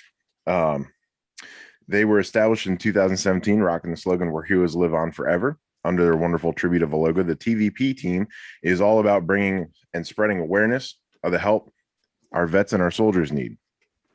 The ones who devote and sacrifice their time to protect our lives and freedoms, and sometimes, and all too much, unfortunately, give the ultimate sacrifice of their own lives, not just for active duty and veterans, but they are also about ending all suicide. Their mission is to do whatever it takes, anything to get their name and purpose out to the masses. The sale of these products is going to make a difference, but it's the conversations and awareness that are started up and that they bring to lessen the 22 a day plus 1 active day and all suicide. That is way more significant than any monetary donation. We need to support each other, most notably our brothers and sisters and the families that have been left behind. And starting in 2019, they decided to ramp up an additional 20% of net proceeds towards reducing the suicide. And actually, as of about 3 weeks ago, have surpassed the $1 million mark that they have raised and donated toward the battle against suicide in under 2 full years. Under 2 full years, over $1 million. It is led by all former military personnel. And they're not only preserving the legacy of the fallen heroes, but they're saving the lives of those who are currently struggling. And they make a wonderful, very beautiful and touching memorial plaque that any service member, active, past, present, whatever, they will hand out to every gravesite of each member. They're a very touching piece. And if you wish to donate, tillvalhallaproject.com. You can tip, you can buy, you can donate, whatever you want to do. And don't forget the team over at AWP, that's Adventures with Purpose. You can check them out on YouTube at Adventures with Purpose or adventureswithpurpose.com.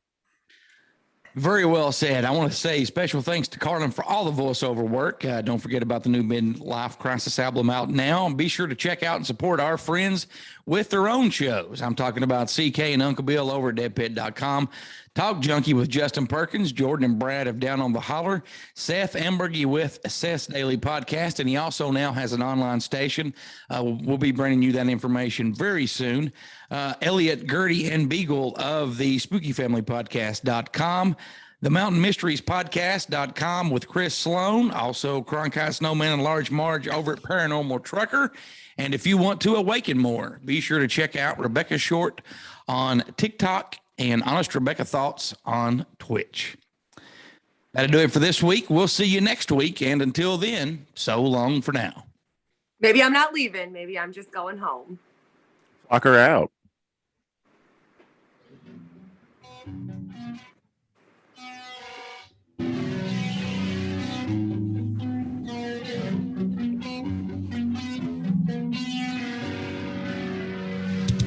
Thanks for listening to Here to Chew Bubblegum. Tune in next time as we dive deeper into things the government doesn't want us to know.